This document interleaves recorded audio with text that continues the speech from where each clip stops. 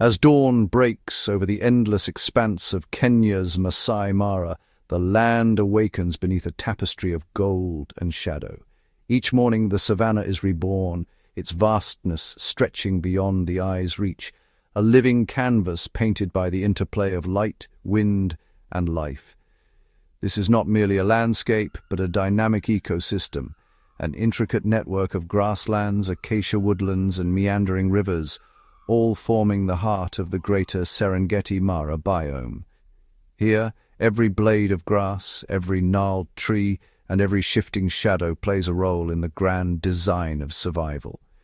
The stage is set for a daily drama, where herds of wildebeest and zebra move in restless tides. Elephants carve ancient paths through the brush, and predators lurk in the margins, ever watchful, ever hungry. The air vibrates with the ceaseless hum of insect wings, the flutter of birds in migration, and the subtle, almost imperceptible movements of predators threading through the grass. Every sound, every scent, is a signal in the language of survival. Here the ancient dance of hunter and hunted is relentless. Each creature, from the smallest insect to the largest mammal, is bound by the unyielding laws of the wild, where vigilance is life and a single misstep can mean the end. Yet, within this crucible of competition, a story unfolds that defies expectation, a tale of two species whose destinies have become unexpectedly intertwined. The protagonists of this remarkable narrative are the regal lion, sovereign of the savannah, and the olive baboon, a master of adaptation and social complexity. Both are formidable in their own right, yet their paths cross in ways that challenge the very fabric of the wild. Tradition would cast these two as adversaries, one a relentless predator, the other a potential meal. But the savannah is a place where necessity breeds innovation, and survival often demands the unthinkable. Lions, with their raw power and coordinated hunts, command respect and fear. Baboons, though equipped with formidable canines and sharp wits, remain ever wary, their lives a constant balancing act between boldness and caution. Yet in select pockets of the Mara, a silent accord has emerged. It is not spoken, nor is it absolute, but it is observed with remarkable consistency, a mutual understanding shaped by the pressures of their shared environment. This alliance is not born of trust or affection, but of necessity. It is a pragmatic truce, forged in the fires of adversity, where the cost of conflict outweighs the potential gain. The compact is delicate, a choreography of proximity and distance. Baboons, with their keen eyesight and elevated vantage points, serve as sentinels, their alarm calls echoing across the plains at the first sign of danger. In return, the lions exercise restraint, refraining from hunting the baboons that share their territory. This restraint is not absolute, but it is enough to foster a tenuous peace. The baboons' vigilance extends beyond the lions. Their early warnings benefit the entire pride, alerting them to the approach of other predators or the movement of prey herds, subtly shifting the balance of power in the Mara. In this way, the baboons become the eyes and ears of the lions, their calls weaving an invisible web of intelligence across the savannah. This arrangement is not static, it is a living, breathing negotiation, constantly tested by hunger, drought, and the unpredictable whims of the wild. The truce is fragile, maintained by a shared recognition of the dangers that surround them: crocodiles in the rivers, hyenas in the night, and the ever-present threat of starvation. This alliance is a testament to the adaptability and ingenuity of life on the savannah. It reveals the subtle, often unseen connections that bind the fates of even the most unlikely partners. The boundaries between predator and prey blur, replaced by a complex web of mutual benefit and shared risk. In the Mara, cooperation is as vital as strength or cunning. It is a force that shapes destinies, allowing both lion and baboon to endure where others might falter. This silent pact is a masterpiece of evolutionary strategy, a living negotiation played out against the backdrop of the African wilderness, a reminder that survival often demands the unexpected. In the end, the only certainty is change. Under the vast, ever-shifting Kenyan sky, it is adaptability, the willingness to forge new alliances and rewrite old rules that ensures another day in the wild theatre of the Masai Mara. In the heart of the Masai Mara, every blade of grass, every shadow, and every whisper of wind is shaped by a single unyielding force: fear. Here, survival is not merely a contest of strength or cunning, but a delicate dance with dread, where every creature is both hunter and hunted. The Masai Mara, for all its breathtaking beauty, is a living tapestry woven with tension. Danger is not a distant possibility. It is a constant, lurking presence, hidden in the undergrowth, waiting in the silence between heartbeats. For the baboons, the most immediate and insidious threat is not the lion's roar, but the silent, calculated approach of the leopard. This predator is a master of patience, blending seamlessly into the dappled light, its presence often betrayed only by the sudden, panicked alarm of a sentinel baboon. The leopard is the baboon's shadow, a ghost in the trees.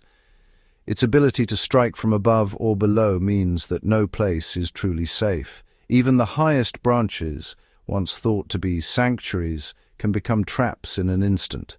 This ever-present fear is etched into the very fabric of baboon society. Their movements are cautious, their foraging interrupted by sudden freezes, their calls sharp and urgent.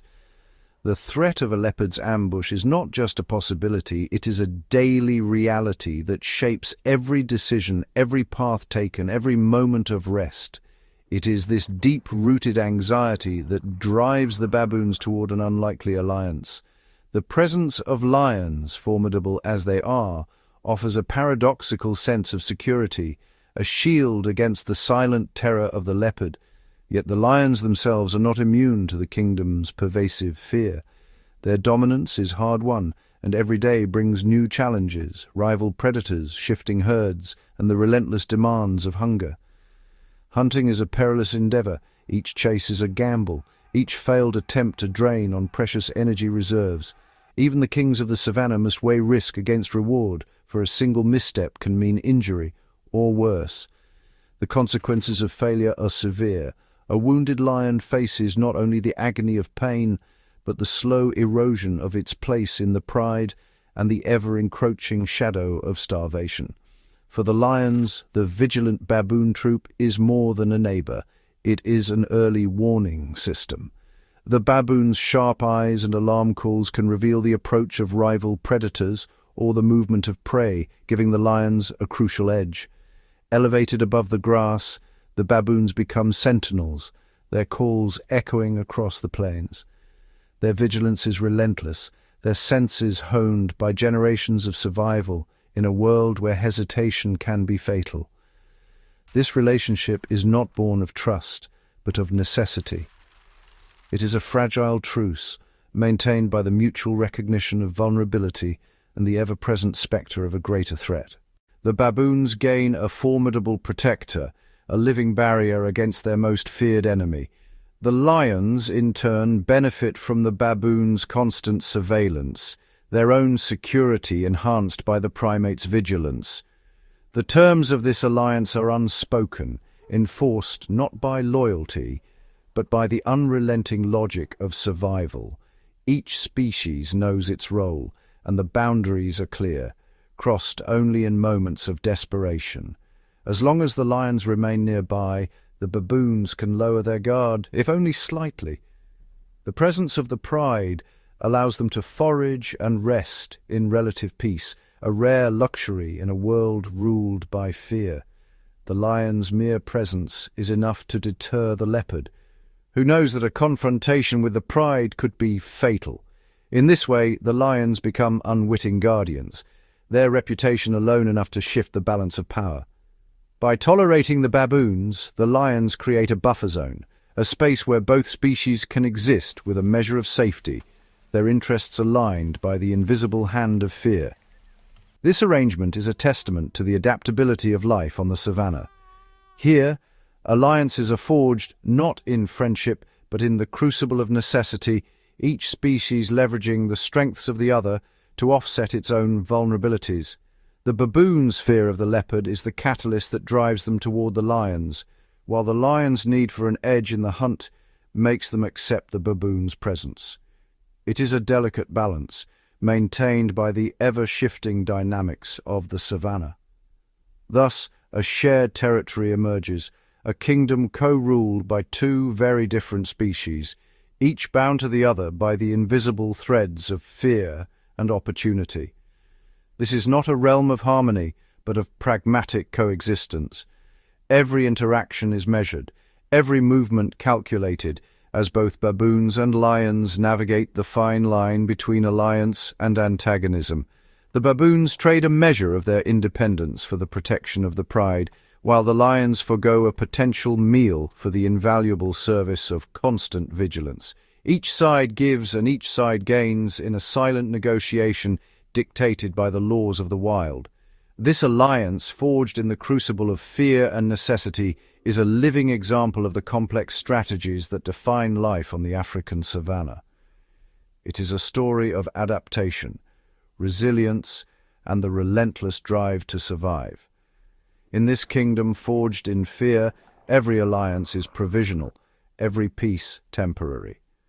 The ever-watchful eyes of the leopard, the calculated patience of the lions, and the anxious vigilance of the baboons all serve as reminders that, in the Masai Mara, survival is a game played on the knife edge of fear, a game where only the most adaptable endure.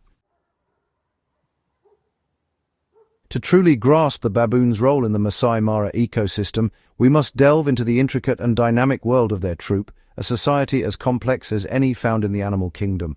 Olive baboons are quintessentially social, living in troops that can swell to several hundred members.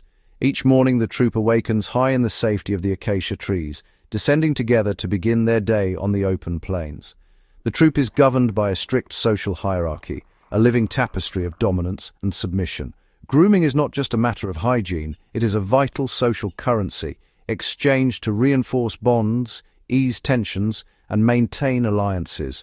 For males, rank is earned through a combination of physical prowess, age, and the ability to forge strategic partnerships. The alpha male commands respect, but his position is always under challenge from ambitious rivals. This hierarchy dictates every aspect of daily life, from who eats first to who claims the safest sleeping spots, to who has access to mates. Subordinates must constantly navigate the shifting tides of troop politics. Communication is constant and multifaceted. Baboons employ a rich repertoire of barks, grunts, screams, and subtle facial cues to convey alarm, reassurance, or intent. Every member, from the youngest infant to the oldest matriarch, is attuned to this social symphony. Their daily routine is shaped by the search for food. The troop fans out across the savannah, each baboon foraging independently but always within sight of the group, ever vigilant for predators. Baboons are true omnivores, their diet a testament to their adaptability. They consume fruits, seeds, roots, insects, and even small vertebrates, using both intelligence and dexterity to exploit every available resource. Foraging is meticulous work. With nimble fingers, they dig for tubers, peel bark for grubs, and turn over stones in search of hidden delicacies. Their resourcefulness is key to their survival in the ever-changing Mara. Their hands are as skilled as any tool users, capable of delicate manipulation and surprising strength. Even the youngest baboons quickly learn by watching their elders, mimicking techniques and testing their own abilities. Yet, when opportunity knocks, baboons reveal a predatory side. During lean times, they coordinate silent, calculated hunts, targeting small antelope or birds, relying on teamwork and stealth. These hunts are rare but remarkable, with older, experienced individuals leading the charge and younger members learning the tactics that may one day mean the difference between feast and famine. When successful, the spoils are distributed according to rank, reinforcing the social order and providing vital protein to the troop. The future of the troop rests in the care of its youngest members. Mothers are fiercely protective, nurturing their infants with constant attention and gentle grooming. After a 6-month gestation, a single black-furred infant is born. For weeks it clings tightly to its mother's belly, learning the rhythms of troop life from the safety of her embrace. As the infant grows, it ventures further, exploring under the watchful gaze of its mother and the wider troop. Play is essential, teaching coordination, social skills, and the subtle rules of baboon society. Child-rearing is a communal affair. Females often share the duties of care, and even older siblings participate, carrying and playing with the youngest, strengthening the bonds that hold the troop together. High-ranking males, especially those with close ties to certain females, act as guardians, intervening to protect infants from both external threats and internal disputes. In times of danger, the troop forms a living shield around its most vulnerable, a testament to the deep-rooted instinct for collective defense and survival. Ever alert, baboons scan the horizon for threats, lions, leopards, and even rival baboon troops. Their alarm calls ripple through the group, triggering instant coordinated responses. Their ability to communicate, cooperate, and adapt to new challenges is the foundation of their success. Whether foraging, traveling, or facing danger, the troop moves as one, each member playing a vital role. Decision-making is often collective, with experienced females, matriarchs, guiding the troop to water, food, or safety. Their knowledge, passed down through generations, is a living memory bank for the group. It is this blend of social complexity, adaptability, and collective wisdom that allows baboons not only to survive, but to flourish in the wild heart of Africa, and in the Masai Mara, to stand as both rivals and unlikely allies to the lions that share their world. In the heart of the Masai Mara, the lion pride is governed by a complex tapestry of rules, ancient, unwritten, and enforced by necessity. These laws are not merely tradition, they are the product of countless generations adapting to the relentless demands of the wild. At its core, a pride is a matrilineal society anchored by a coalition of related lionesses. These females are the true architects of the pride's legacy, their bonds forged through shared bloodlines and years of cooperation. Lionesses rarely leave their natal pride, remaining in familiar territory for life. Their unity is the pride's greatest strength, ensuring stability and continuity across generations. These females are the pride's primary hunters, executing hunts with silent precision and seamless teamwork. Each lioness knows her role, whether flanking, ambushing, or driving prey toward waiting jaws. The pride's males, often brothers or close kin, are transient rulers. Their tenure is hard-won and fiercely defended, for only the strongest can claim the right to sire cubs and protect the pride from intruders. Male lions are the pride's shield, patrolling boundaries and repelling rival coalitions. Their deep roars serve as both a warning and a declaration, echoing for miles to assert their dominance. Communication within the pride is subtle and constant. Tail flicks, head rubs, and low grunts convey intent, maintain order, and coordinate action, especially during the hunt. The pride's hunting strategy is a masterclass in efficiency. They target large herbivores, wildebeest, zebra, buffalo, balancing risk and reward with every calculated move. After a successful hunt, a strict feeding hierarchy unfolds. Dominant males eat first, followed by lionesses, and finally the cubs. This order is rarely challenged, as discipline ensures the pride's survival. Cubs are schooled in the rules from birth, learning through play, discipline, and observation. Every lesson is vital, for only the most adept will survive to adulthood. While the pride's focus is on large prey, smaller, agile animals like baboons are rarely pursued. The energy cost outweighs the reward, and the risk of injury is high. Baboons are vigilant and quick to escape into the trees, their sharp eyesight and alarm calls making them a challenging quarry for even the most determined lion. A cornered baboon is formidable, capable of inflicting serious wounds with its powerful jaws. Lions instinctively weigh these risks before engaging. Thus, under normal circumstances, baboons are tolerated, their presence neither a threat nor a temptation, unless hunger dictates otherwise. Yet the rules of the pride are not set in stone. When drought grips the land and prey vanishes, desperation can override even the oldest instincts. The Masai Mara is a land of extremes: lush abundance in the wet season, harsh scarcity in the dry. The great herds migrate, and the lions must adapt or perish. As prey becomes scarce, the pride's cohesion is tested. Hunger breeds tension, and the hierarchy is reinforced with greater urgency. In these lean times, lions conserve energy, moving only when opportunity arises. Every decision is a calculation of risk versus reward. Occasionally the rules fracture. A starving lion may hunt alone, targeting smaller or unconventional prey, anything to stave off starvation.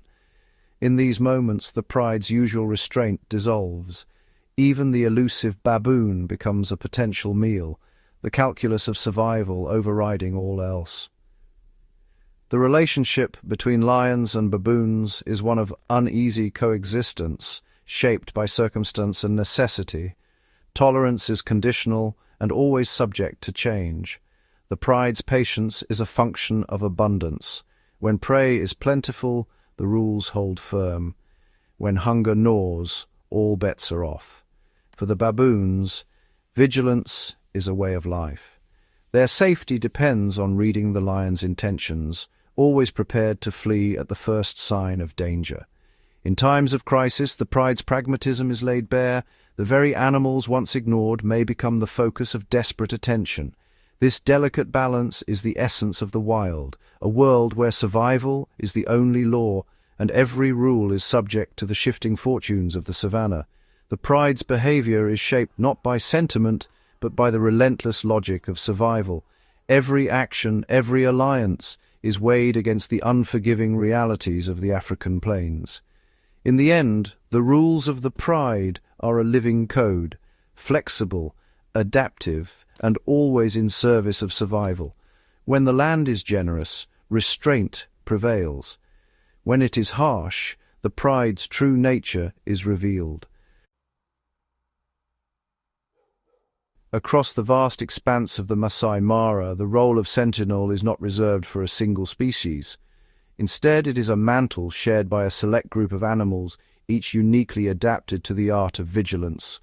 Among these, baboons stand out as the most sophisticated sentinels, but they are far from alone in their watchful duties. Perched high in the branches of acacia trees or atop rocky outcrops, baboons command a sweeping view of the savannah. Their elevated positions are mirrored by topi antelope, who often climb termite mounds to gain a better vantage point, their eyes constantly sweeping for the faintest sign of movement. The baboon's eyesight is exceptionally keen, able to detect the subtlest flicker in the grass. Giraffes, with their towering height, also serve as natural lookouts, their elevated gaze often the first to spot distant threats or opportunities. From these natural watchtowers, baboons and other sentinels can spot the silhouette of a stalking predator or the approach of a rival herd long before others are aware. Impala, too, post sentries at the edge of their herds, their ears swiveling independently to catch the faintest sound. The baboon troop operates as a living surveillance network, dozens of eyes and ears working in concert. This system is echoed by flocks of helmeted guinea fowl, where one or two birds remain vigilant while the rest feed, ready to sound the alarm at the first hint of danger. What sets baboons apart is the complexity and specificity of their alert system. Their calls are not generic. Each vocalization carries distinct meaning, distinguishing between threats from the air, such as martial eagles, and those on the ground, like leopards or hyenas. Baboons have learned to differentiate between the many species that cross their path. When they spot potential prey for the lions, herds of impala, or a lone wildebeest, they remain conspicuously silent, their stillness a subtle signal to their feline allies. This calculated silence is a form of communication, a nuanced message that the lions have come to interpret as an all clear for the hunt to begin. The baboon's stillness is not mere inaction, it is a deliberate act, a silent partnership that allows the lionesses to move undetected, maximizing their chances of a successful hunt. In these moments, the baboons become silent accomplices, their restraint directly contributing to the pride's success and the stability of their shared territory. From their safe vantage points, baboons monitor the unfolding drama below, their presence a constant silent influence on the balance of power in the savannah. But when a different kind of danger approaches, the transformation is immediate. The baboons' posture shifts, their bodies tense, and their voices rise in alarm. The sight of a rival predator, be it a clan of spotted hyenas, a stealthy leopard, or a raptor overhead, triggers a cascade of alarm calls, each tailored to the specific threat. The savannah erupts into a chorus of warning signals. Sharp barks from baboons, snorts from impala, and the shrill cries of monkeys, each species adding its voice to the collective defense. This commotion serves a dual purpose, alerting every member of the group to the imminent threat and broadcasting a warning to all within earshot, predator and prey alike. Instantly, baboons and their arboreal neighbors scramble for the safety of the highest branches. Their agility and speed are testament to their evolutionary arms race with predators. The alarm is not lost on the lions. The cacophony signals that an intruder has entered their domain, threatening the delicate alliance between predator and sentinel. This intricate web of communication is a testament to the intelligence and adaptability of the savannah's sentinels. Each species, in its own way, contributes to a shared security system, honed by generations of survival. These animals are not simply reacting to movement, they are identifying, interpreting and relaying information with remarkable accuracy, ensuring that every member of the ecosystem is kept informed. As gatekeepers of the territory, they decide who may pass in silence and who will be met with a barrage of warnings, their decisions shaping the daily rhythms of life on the savannah. In this complex and ever-changing landscape, the sentinels of the savannah are more than mere lookouts. They are the architects of safety, the orchestrators of alarm, and the silent guardians whose vigilance shapes the fate of all who call the Masai Mara home. In the intricate web of Masai Mara's wild alliances, the union between lions and baboons forms a closed circle of trust, one that casts a long shadow over the rest of the savannah. For the other herbivores, this alliance is not just a strategic partnership, it is a profound betrayal, a rupture in the ancient code of mutual survival. For generations, animals like kudu, impala and waterbuck have depended on the baboon's alarm calls, a living siren system that echoes across the plains, warning all within earshot of approaching danger. The frantic barks of a baboon troop have long been the difference between life and death, granting precious seconds for a panicked escape from the claws of a predator. This trust, forged by shared vulnerability, has allowed baboons and herbivores to coexist, united by a common enemy and a mutual need for vigilance. Yet within the territory governed by the Pact, this ancient understanding is shattered. The rules of the savannah are rewritten in silence. In a calculated act of survival, the baboons weaponize their silence, withholding the very warnings that once bound them to their neighbors. As the lion pride stalks through the tall grass, the baboons become silent sentinels, watching from the treetops as unsuspecting prey drift into the jaws of death. Where once there was a cacophony of warning calls, now there is only an unnatural hush, a silence that is as chilling as it is deadly.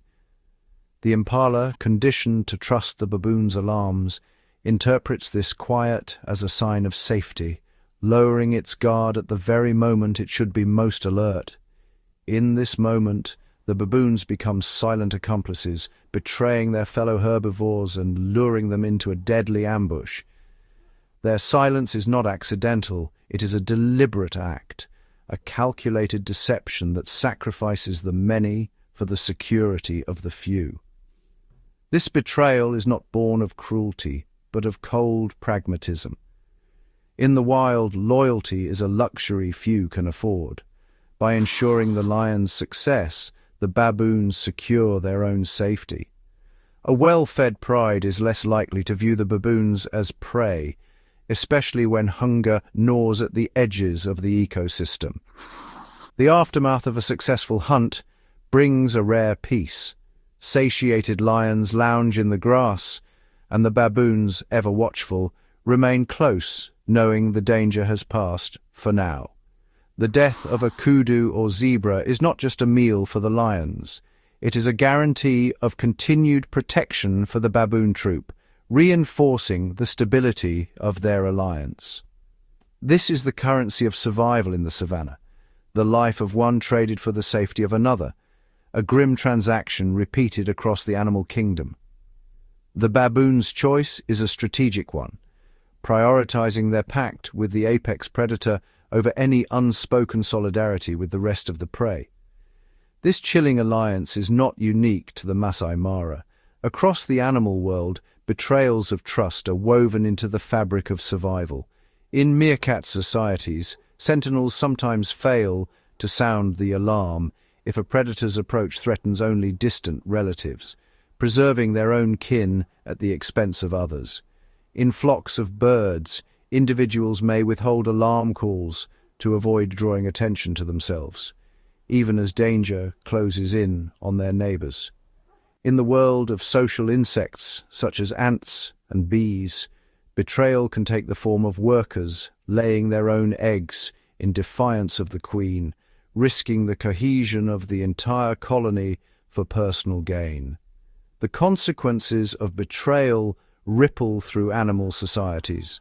Trust, once broken, can lead to the collapse of alliances, the isolation of individuals, and the rise of new, often harsher survival strategies.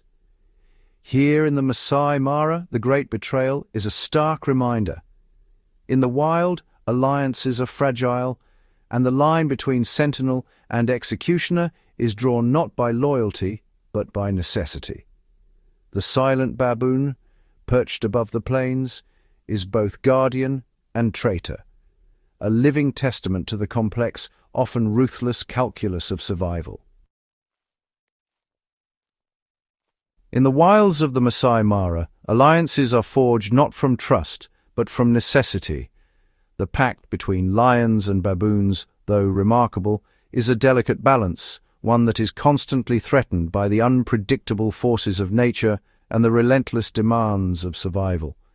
The most severe test of this alliance arrives with the changing seasons, when the land itself seems to conspire against its inhabitants. As the dry season tightens its grip, the great migratory herds vanish over the horizon, leaving behind a barren, unforgiving landscape. The air grows heavy with dust, and the once vibrant ecosystem is reduced to a struggle for every drop of water and blade of grass. Waterholes recede into muddy hollows, and the earth cracks beneath the relentless sun. Every creature, from the smallest insect to the largest predator, feels the strain. For the lion pride, the absence of prey means hunger gnaws at their bellies, and the social order within the group begins to fray. The discipline that once held the pride together is tested by desperation. Tempers flare, and even the bonds between siblings and mothers can be strained. The rules that govern their behavior, so reliable in times of plenty, begin to unravel. The scent of any potential meal becomes irresistible. Instincts sharpen, and the line between ally and prey blurs in the haze of starvation. In these lean times, the lion's gaze lingers longer on their primate neighbors. The alliance, once a shield, now becomes a source of temptation. A young or isolated baboon, once ignored, now appears as a lifeline for a lioness with hungry cubs. The calculus of survival is ruthless and ever-changing. This is the moment of ultimate tension. The foundation of the alliance trembles, and every movement is charged with risk. The baboons sense the shift immediately. Their sentries become more vigilant, and the troop's cohesion tightens in the face of danger. Movements become calculated, every step measured. The baboons keep a wary distance, using the landscape to their advantage, always ready to scatter at the first sign of aggression. The trust that once existed is eroded by necessity. Anxiety ripples through the troop, and the old patterns of cooperation are replaced by suspicion. Driven by hunger, the lions may be forced to break the unspoken agreement. The cost of loyalty is weighed against the cost of survival. In these moments, the fragility of the alliance is laid bare. The drama of survival plays out in acts of courage and sacrifice. Observers have witnessed the heart-wrenching sight of a lioness singling out a vulnerable baboon. Sometimes a youngster strays too far, and the consequences are immediate and brutal. In a desperate bid to protect the troop, a dominant male may step forward, risking everything to draw the predator's attention. This is not mere bravado, it is a calculated act of self-sacrifice. The diversion is swift and dangerous. The baboon leads the lion away, buying precious seconds for the troop to escape. The outcome is often fatal, but the act ensures the survival of the next generation. These moments reveal the depth of social bonds within the troop. The willingness to sacrifice for kin is a testament to the complex strategies that underpin survival in the wild. Yet the alliance faces threats, not only from within, but from the wider web of predators. The arrival of a leopard, a master of stealth, introduces a new variable into the fragile equation. The leopard, unaware or indifferent to the pact, stalks the baboons with silent precision. Its presence sends shockwaves through both the baboon troop and the lion pride. If a leopard strikes, the lions may intervene, not out of friendship, but to protect their own interests. The baboons' role as sentinels is too valuable to lose. The pride's retaliation is swift and merciless. They may not kill the leopard, but they will ensure it cannot threaten their territory again. The leopard, wounded and outnumbered, retreats. The message is clear. In this landscape, every alliance is conditional, every truce temporary. These moments of conflict and sacrifice lay bare the true nature of the alliance. It is not a harmonious partnership, but a high-stakes negotiation, one that is constantly rewritten by hunger, fear, and the ever-shifting fortunes of the wild. In the Masai Mara, survival is a game of shifting allegiances, and every day brings a new reckoning. The saga of lions and baboons is but a single chapter in the vast, ever-evolving story of the Masai Mara, a living kingdom where every sunrise brings new drama, and every sunset closes a day of intricate survival. This landscape is a masterpiece of ecological complexity, shaped by ancient forces and the relentless rhythm of the seasons. Here, the pulse of life is set by the rains, which transform the plains from golden dust to emerald abundance, drawing creatures great and small into a delicate dance of interdependence. The Mara is home to the legendary Big Five: lions, leopards, elephants, Cape buffalo, and the critically endangered black rhinoceros, each a keystone in the ecosystem, their presence shaping the fate of countless other species. Every animal, from the smallest insect to the largest mammal, plays a vital role in maintaining the fragile equilibrium of this wild domain. The Great Migration is the Mara's heartbeat. Over 1 million wildebeest, joined by hundreds of thousands of zebras and gazelles, surge across the plains in search of fresh grazing, their hooves sculpting the land and nourishing the soil. This abundance draws a formidable array of predators: lions, cheetahs, leopards, and hyenas, each adapted to exploit fleeting opportunities, their survival entwined with the fortunes of the herds. Yet the Mara's richness is not defined by its giants alone. Warthogs, antelopes, mongooses, and the elusive aardvark all contribute to the intricate web of life, their daily struggles often unseen but no less vital. Spotted hyenas, misunderstood as scavengers, are among Africa's most successful hunters, their matriarchal clans displaying complex social structures and remarkable intelligence. They secure the majority of their meals through coordinated hunts, and their powerful jaws can crush even the largest bones, recycling nutrients back into the ecosystem. Living in clans that can number up to 80 individuals, hyenas are governed by strict hierarchies, with females leading and shaping the destiny of the group. Their bone-crushing abilities help keep the plains clean, ensuring that little goes to waste in this cycle of life and death. Above, the skies are patrolled by white-backed and lappet-faced vultures, nature's most efficient recyclers, whose keen eyesight can detect a carcass from kilometers away. With wingspans reaching 2.5 meters, they descend in swirling flocks, stripping remains clean and halting the spread of disease. Even the marabou stork, with its imposing silhouette, joins the cleanup, ensuring that nothing is wasted in this efficient system. The Maasai giraffe, tallest of all land animals, glides silently across the plains, browsing on treetop leaves unreachable to others, and dispersing seeds that help regenerate the acacia woodlands. Their prehensile tongues, nearly 1/2 meter long, deftly strip thorny branches, while their unique coat patterns provide camouflage among the dappled light.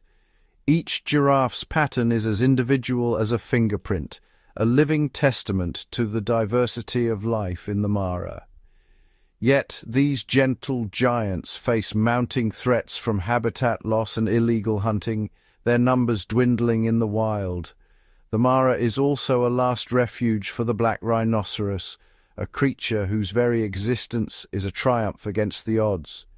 Weighing over a ton, the black rhino uses its prehensile upper lip to browse on shrubs and small trees, shaping the vegetation and creating microhabitats for other species. Relentless poaching for their horns has pushed them to the brink, but dedicated conservation efforts and vigilant rangers offer hope for their survival. In just half a century, their numbers have plummeted by 90%, leaving only a few hundred in the wild. The protected boundaries of the Mara offer sanctuary, a stronghold where these ancient animals can endure. From the mighty elephant to the industrious dung beetle, every inhabitant is a thread in the Mara's living tapestry, their fates intertwined in ways both subtle and profound. The grazing of wildebeest and zebras sculpts the grasslands, stimulating new growth and maintaining open habitats for countless other species. This, in turn, supports a thriving community of insects, termites, beetles, and ants, whose activities aerate the soil and provide food for birds, baboons, and other foragers. The remains of predator kills sustain a host of scavengers, vultures, jackals, and even beetles, ensuring that every nutrient is returned to the earth. Elephants, the architects of the savannah, create clearings and waterholes, opening new spaces for grasses to flourish and for smaller animals to thrive. These newly opened areas become havens for grazers and attract a cascade of life, from butterflies to buffalo. The interactions between baboons and lions are but one strand in this intricate web, a testament to the adaptability and resilience of Mara's inhabitants. Specialized adaptations abound. Serval cats use their long legs to hunt rodents in the grass, while honey badgers dig for roots and raid beehives, undeterred by stings. In this world of endless connections, every creature, from the hippos wallowing in the Mara River to the butterflies pollinating wildflowers, plays a part in the grand design. The wider kingdom of the Mara is a living mosaic, where survival depends on the harmony of all its inhabitants, and the fate of one is forever linked to the fate of many. In the heart of the Masai Mara, where the golden grasslands stretch to the horizon and the air vibrates with the pulse of life, a pact exists, delicate, intricate, and as ephemeral as the morning mist. The alliance between lions and baboons is not written in stone, but in the shifting sands of necessity and opportunity. This is a story that transcends the simple dichotomy of predator and prey, revealing a world where survival hinges on the ability to adapt, to negotiate, and to recognize opportunity in the most unlikely of places. Here, the relationship is not one of friendship, but of mutual calculation, a silent contract forged in the crucible of shared danger. For the baboons, The presence of lions offers a formidable shield against their most cunning adversary, the leopard, whose stealth and agility make it a constant threat. The lions, in turn, benefit from the baboons' vigilance, gaining an early warning system that sharpens their hunts and fortifies their dominion over the land. This symbiosis is a masterpiece of evolutionary improvisation, an arrangement born not of trust but of necessity, and maintained by the ever-present threat of collapse. Both species display remarkable intelligence and adaptability, reading each other's signals with a precision honed by generations of coexistence. The baboons, ever watchful, have developed a nuanced understanding of their environment, able to distinguish not only friend from foe, but also the subtle shifts in lion behavior that signal danger or safety. Their ability to discern intent, to know when a lion is hunting, resting, or simply passing by, can mean the difference between life and death. In moments of calculated silence, the baboons can betray other herbivores, withholding alarm calls and tipping the balance in favor of their unlikely allies. Every action is deliberate, every choice a careful weighing of risk and reward, as the baboons strive to uphold their end of the bargain while never forgetting the inherent danger of their proximity to lions. The lions, for their part, exhibit a restraint that belies their predatory nature, suppressing instinct in favor of a greater strategic gain.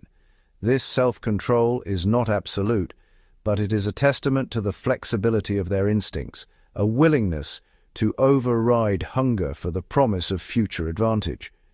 The pact is maintained through a shared language of behavior, postures, glances, and movements that communicate intent without a single sound. It is a silent understanding, reinforced daily by the choices each species makes, and by the ever-present awareness that the balance could tip at any moment. For all its sophistication, this alliance is as fragile as the thinnest strand of silk, beautiful, functional, and always on the verge of breaking. At any moment, a single misstep, a surge of hunger, or a shift in the wind can shatter the delicate equilibrium. The relentless turning of the seasons brings new challenges: drought, flood, and the ever-changing availability of food and water. The great migrations redraw the map of opportunity and danger, forcing both lions and baboons to reassess their strategies and alliances. Scarcity breeds desperation, and in the grip of hunger, the rules of the pact can dissolve in an instant. A starving lion is governed by instinct alone, and in such moments, no alliance is sacred. The baboons, too, are quick to abandon the pact when their own survival is at stake. Their loyalty always subordinate to the primal urge to live. Betrayal, conflict, and sacrifice are woven into the very fabric of this relationship, each episode a reminder of the ever-present tension beneath the surface. In the wild, survival is a ruthless and unsentimental affair, governed by necessity rather than sentiment. The alliance is a fleeting ceasefire in an endless contest for existence, a momentary pause in the perpetual struggle for life. As the sun sinks behind the acacia-dotted horizon, the Masai Mara is bathed in the golden glow of dusk, and the fragile pact is tested once more. Long shadows stretch across the savannah, and with them the uncertainty of what the night will bring. As darkness falls, the daily drama of negotiation, trust, and betrayal begins anew, each species acutely aware of the stakes. The Masai Mara is a living tapestry, each thread a life delicately balanced between risk and reward, cooperation and competition. Every decision, every movement is a negotiation, a calculation of risk, a search for advantage, a bid for survival. Against the backdrop of nature's unpredictability, the struggle endures, an unending contest with the elements, with hunger, and with each other. The story of the lions and the baboons is not merely a curiosity, but a profound lesson in the art of survival, a testament to the complexity and subtlety of life in the wild. It is a reminder that the laws of the wild are unwritten, enforced not by decree but by the ceaseless interplay of need, opportunity, and risk. In this grand theatre, the strategies for survival are as varied and ingenious as the creatures themselves, each alliance a fleeting masterpiece of adaptation.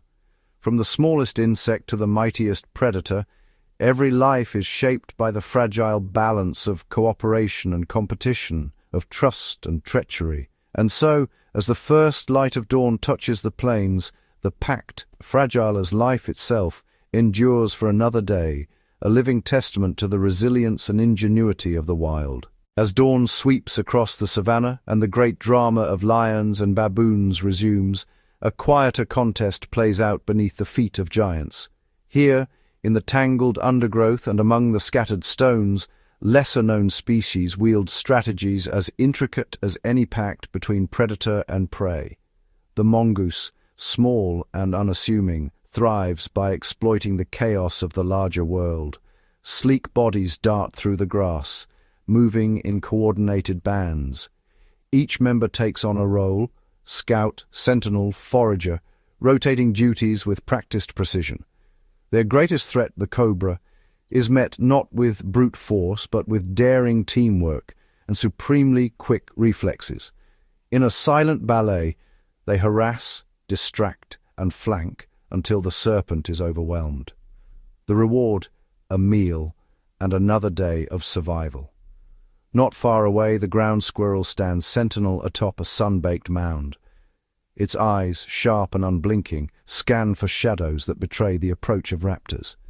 At the faintest sign of danger, a sharp trill ripples through the colony, a signal that sends dozens scrambling for shelter.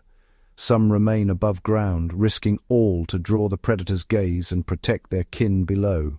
Survival for the squirrel is a communal affair, built on selfless acts and the currency of trust. Beneath the acacia's roots, the aardvark emerges as dusk falls. It is a solitary architect shaping the earth in search of ants and termites. Its burrows become sanctuaries, not only for itself, but for a host of other species, warthogs, porcupines, even snakes, who find refuge in its abandoned tunnels. In the savannah, even the act of digging becomes a strategy, weaving together the destinies of creatures great and small.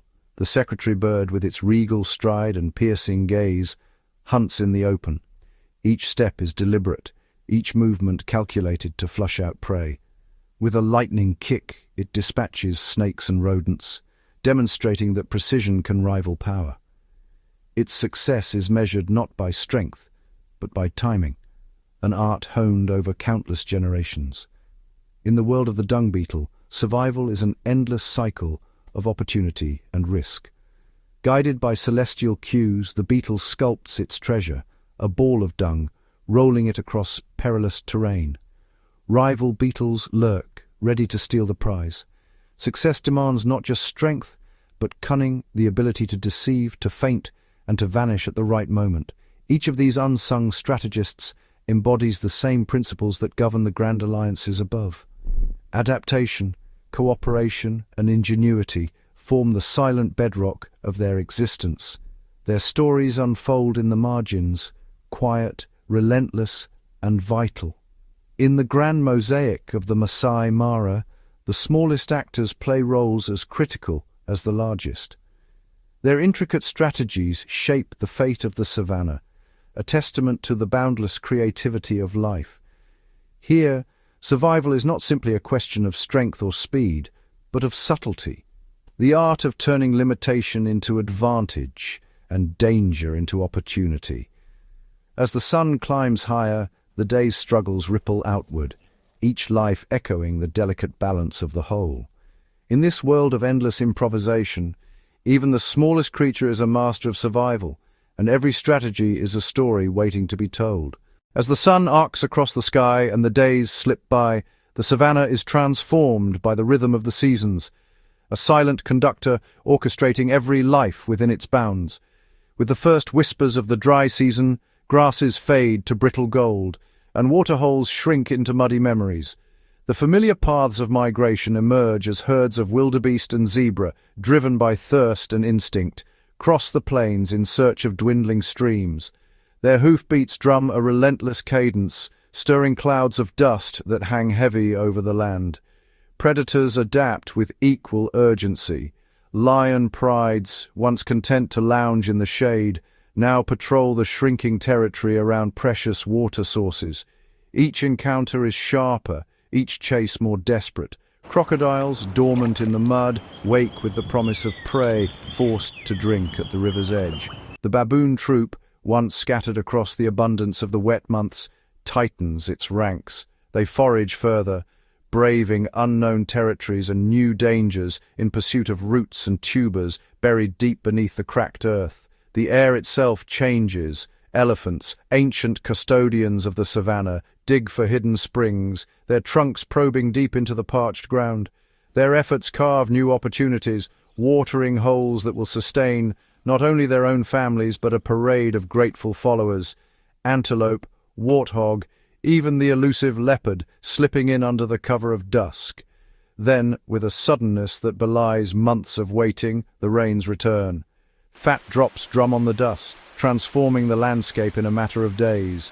Grasses surge skyward, painting the plains in emerald. Rivers swell and spill across the land, erasing old trails and forging new ones. Termites rise in winged clouds, and birdsong swells to greet the bounty. In this season of plenty, boundaries blur. The baboon troop splinters into smaller groups, each exploiting the explosion of fruit and insects. Lion cubs tumble through the green, emboldened by full bellies and the promise of growth.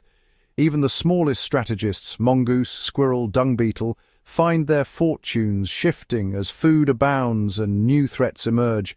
Yet the cycle is never static. The abundance of the wet season sows the seeds of the next struggle. As populations boom and competition intensifies, the pulse of the savannah quickens and slows, a living heartbeat felt by every creature. For all who dwell here, survival is a dance with the seasons, an endless negotiation with time, chance, and change itself. In this ever-shifting world, adaptability is the only constant, and every life is shaped by the turning of the sky. When the blazing sun finally slips beneath the horizon, the savannah does not sleep, it transforms. The world that thrived in golden daylight cedes the stage to a hidden cast of nocturnal predators and prey, each adapted to the mysteries of darkness. In the cooling gloom a hush falls over the plains, broken only by the distant calls of nightjars and the shrill chorus of insects. Eyes invisible by day now gleam in the moonlight. The civet, cloaked in subtle stripes, threads silently through the underbrush, its nose twitching at the scent of beetles and fallen fruit. Jennets move like shadows, their agile bodies weaving between twisted branches, hunting for roosting birds and scurrying rodents. But it is the stealthy leopard who reigns as master of the night. With each silent step, its rosette-marked coat melts into the dappled dark. Patient and precise, the leopard stalks impala, grazing nervously at the edge of the tree line, every sense tuned to the faintest rustle, a burst of movement, a silent kill. The savannah's most elusive hunter vanishes with its prize, leaving barely a trace. Not all who move beneath the stars are hunters. Spring hares, kin to tiny kangaroos, bound erratically across the open ground, evading prowling servals whose oversized ears scan for the faintest heartbeat. Porcupines shuffle through the undergrowth, their quills bristling, a living fortress against opportunistic jackals. Above, the night sky teems with silent wings. Barn owls, spectral in the starlight, glide low over the grasses, their facial discs funneling every whisper of sound. A sudden plunge, and another mouse is claimed by the night. Even the termite mounds hum with secret activity. Aardvarks emerge, their claws tearing open hardened earth in search of swarming insects, while pangolins, armored and ancient, harvest ants with delicate tongues. For every hunter, there is a hunted.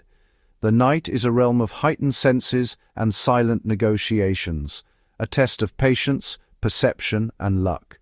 Each encounter is a fleeting moment, a balance between hunger and fear, survival and surrender. As dawn approaches, the nocturnal world recedes. The last echoes of the night's drama fade with the first songs of waking birds, and the savannah is once again transformed. But beneath the surface, the secrets of the night linger, unseen but never forgotten. Across the boundless savannah, water is the axis upon which existence turns. In this arid realm, rivers and watering holes are not merely features of the landscape. They are lifelines, ancient magnets that draw creatures from miles around, shaping both the rhythm of daily life and the boundaries of every territory. As the dry season deepens, the landscape withers. Grass fades to brittle gold, and dust hangs heavy in the air.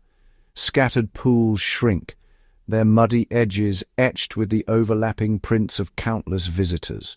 The remaining water sources become bustling crossroads where predator and prey, rival and companion, are forced into uneasy proximity. Elephants arrive first, matriarchs leading their herds with unerring memory to reliable pools. Their trunks churn the silt, stirring fresh water from below for calves and elders alike. Zebra and wildebeest follow, their flanks tense as they scan for danger. Each drink is both relief and risk. Crocodiles, nearly invisible beneath the surface, lie in wait, their patience measured in hours, or even days. At dawn, prides of lions linger at the water's edge, the night's hunt forgotten as they lap the cool liquid. Hierarchies are reinforced here. Dominant males drink first while subordinates wait their turn, wary of both rivals and the lurking threat beneath. Baboons approach in chattering troops, sending scouts ahead to gauge safety, while warthogs kneel on calloused forelegs, snorting at the shallows. But not all encounters are adversarial. During the hottest hours, truce prevails. Herds of antelope and buffalo gather in uneasy alliance, their shared thirst momentarily outweighing their instincts for flight and combat. Even leopards and hyenas, normally solitary, are drawn from the shadows by necessity, their paths occasionally crossing in silent acknowledgement of the water's command. Bird life flourishes around these liquid oases. Flocks of sandgrouse descend in shimmering waves, their feathers designed to ferry water back to waiting chicks. Kingfishers and herons patrol the margins, their sharp eyes fixed on darting fish and frogs. At dusk, bats skim the surface, snatching insects from the air as the sky deepens to indigo. Water shapes more than just daily routines. It defines boundaries, forging invisible lines between territories. Hippos stake their claims with bellows and splashes, while painted dogs skirt the periphery, careful not to trespass upon the domain of larger predators. The struggle for access can ignite fierce confrontations, from the clash of horned antelope to the silent predatory calculations of the big cats. When rains finally return, the savannah erupts in celebration. Dormant streams surge to life, and new puddles form, each one a promise, a temporary kingdom for frogs, insects, and the multitude that depend on their brief abundance. Thus, the story of water is the story of the savannah itself, its scarcity and abundance, its power to unite and divide, to sustain and to challenge. In every ripple and reflection, the fate of countless lives is written again and again with each passing season. On the vast savannah, the elements are not silent observers but masterful architects of fate. Weather, in its wildest extremes, wields a power that can topple hierarchies and redraw the very map of survival. When the heavens unleash their fury, torrential rains transform the land in a matter of hours. Rivers swell and break their banks, carving new channels through the dust. Floodwaters surge across plains, sweeping away the old boundaries that once defined territories. In these moments, the stronghold of a lion pride may become an island, cut off by rushing torrents, while lesser predators seize the opportunity to expand their reach. Yet, abundance brings its own chaos. Herds scatter across newly green pastures, dispersing prey and forcing predators to adapt or starve. The crocodile, master of the dry season pool, finds itself marooned as the floodwaters dilute its hunting grounds. Birds of prey ride turbulent winds, scanning for the weak who cannot weather the storm. But it is drought that tests the savannah's resolve most cruelly. Weeks stretch into months without a drop of rain. The earth cracks and the air shimmers with relentless heat. Vegetation withers to husks, and once mighty rivers retreat to narrow ribbons. Competition intensifies as every creature, from the smallest mongoose to the towering giraffe, converges on the shrinking remnants of water and shade. In these lean times, alliances fracture.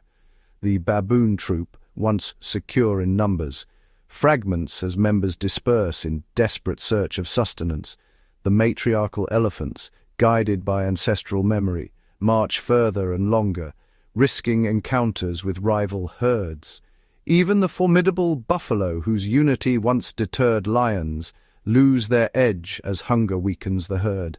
Scavengers thrive in the wake of hardship. Hyenas and vultures patrol the parched landscape, their keen senses attuned to the scent of death. The fallen become lifelines for the opportunists, and the cycle of renewal begins anew. As the sun sets on a land shaped by tempests and parched by drought, the savanna's delicate balance is revealed, ever shifting, ever vulnerable to the whims of weather. Here, power is fleeting, and survival belongs not to the strongest alone, but to those who can adapt to nature's unpredictable hand.